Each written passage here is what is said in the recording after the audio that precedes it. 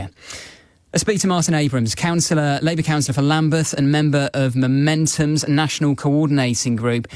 Morning to you, Martin. First of all, what are you hoping to hear from Rachel Reeves on Wednesday? Well, I'm hoping to hear that Rachel Reeves will not be cutting departmental spending and will instead pursue a policy of investment and redistribution.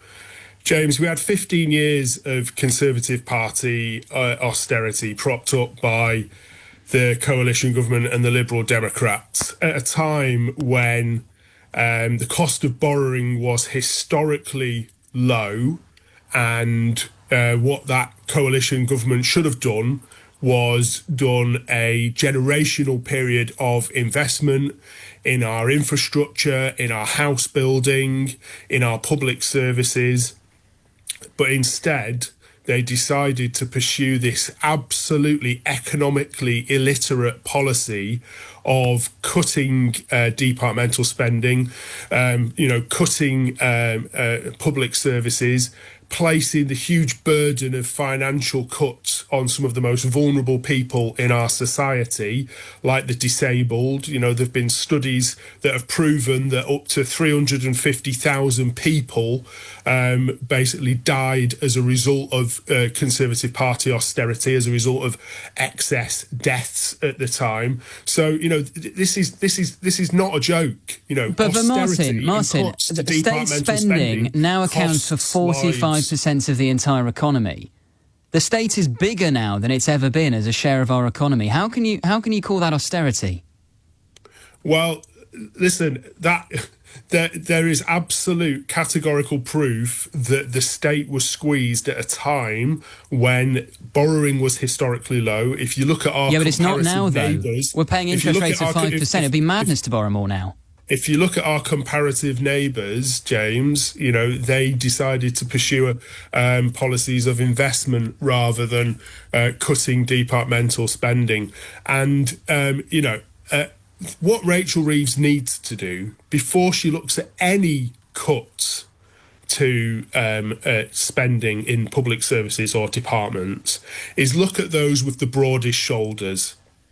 Okay, and that is something that is absolutely terrifying that this government will completely refuse to do.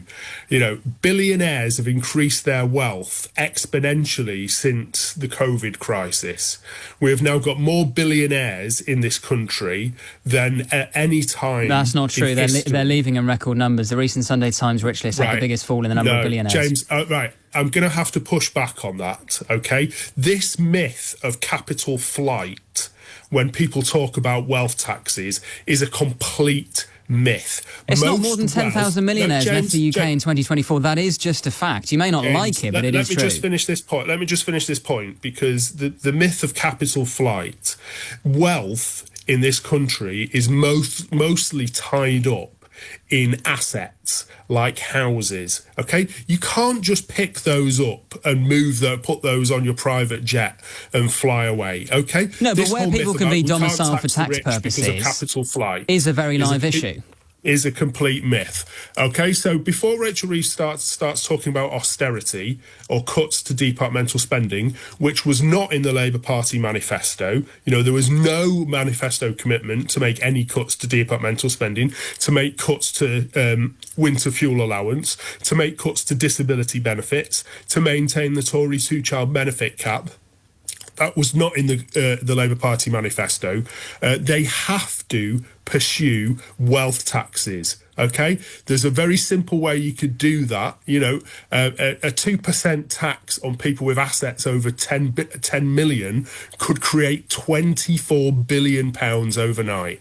Okay, so before they start cutting departmental spending, let's have a look at wealth taxes and redistribution. Okay, after that, I think we have to look at overall taxes. Okay, in this country, comparatively, we have got some of the lowest taxes in the G7. Okay, but in order to do that, okay, in order to start looking at taxation, we need to improve things like wages. okay? Because we've also got some of the lowest wages in the G7. But Martin, as well. you made some fair points.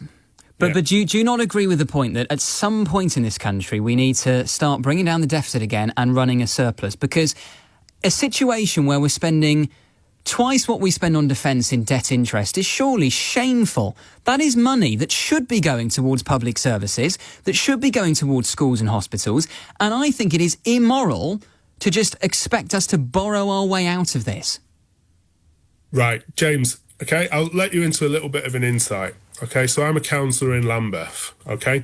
Because of the last 15 years and actually, period of successive governments of refusing to build any housing, okay? And the policy of right to buy where council housing has been sold off and not replaced. In Lambeth, we've got almost 5,000 people in temporary housing. We've now pretty much got a waiting list for people to go on temporary housing, not in council housing. And this is the same in every local authority area across the UK. We are now living through a housing emergency, never mind a housing crisis. Okay, and if we're not going to invest in things like housing, if we're not going to invest in things like our infrastructure and our public services and our NHS, okay, this country has no future. Okay, so I'm with you. There's a housing crisis. We need to address the housing crisis. Of course, I take the point, but you're not addressing my point, Martin. How do we do that if we don't borrow to invest? It would be madness to borrow more at this moment, Martin. How are we going to build the millions of council houses that we need to address the housing emergency? Well, we need to incentivise house building. We need to liberalise planning law. We need to do a whole raft of things. We need mass state intervention in order to address the housing emergency. Unless we invest in our housing, we're not going to address the housing crisis. The private sector has completely failed to build the housing that we require. We need state intervention. We need local authorities Martin, let me make my point. Council housing. Martin, if we don't allow to do that, we are absolutely doomed. By 2070, forecast by the OBR, debt to GDP ratio in this country will be 270%. If that is the case, the amount of money we'll be spending on debt interest will be 35% of day-to-day spending. There will be so much less money for the investment you want. We have to get on top of this. James, that does not keep people awake at night. What keeps people awake at night? It should keep people awake at night because there's going to be serious austerity then. James, what keeps people awake at night if you're sharing basically what is essentially a hotel room with your 5 kids?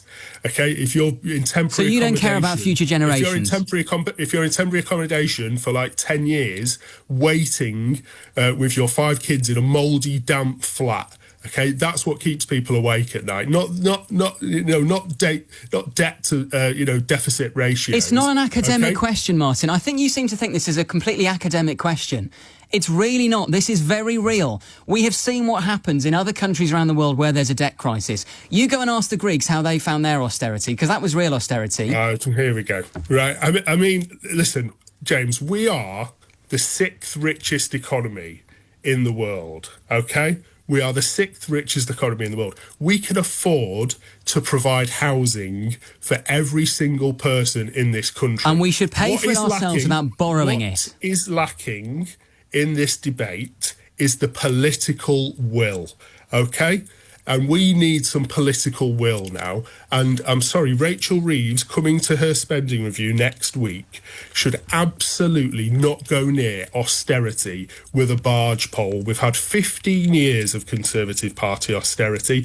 There is zero appetite in this country for more cuts, for any more rolling back of public services, for squeezing people's wages. People want to see their lives materially improve. If the Labour Party do not materially improve people's lives with better housing, better public services, better wages in the workplace, then I'm sorry, they are going to roll out the red carpet for someone like Nigel Farage to come in, and that will be an absolute disaster for this country. Martin, we'll leave it there. Thank you so much. Martin Abrams there, councillor for Lambeth, Labour councillor, member of Momentum's National Coordinating Group. You're on my side? You're on Martin's side? Is a return to austerity a necessary evil? Are we sticking our head in the sands when it comes to the national debt? 0345 60 60 973 is the number. You're listening to me, James Hanson.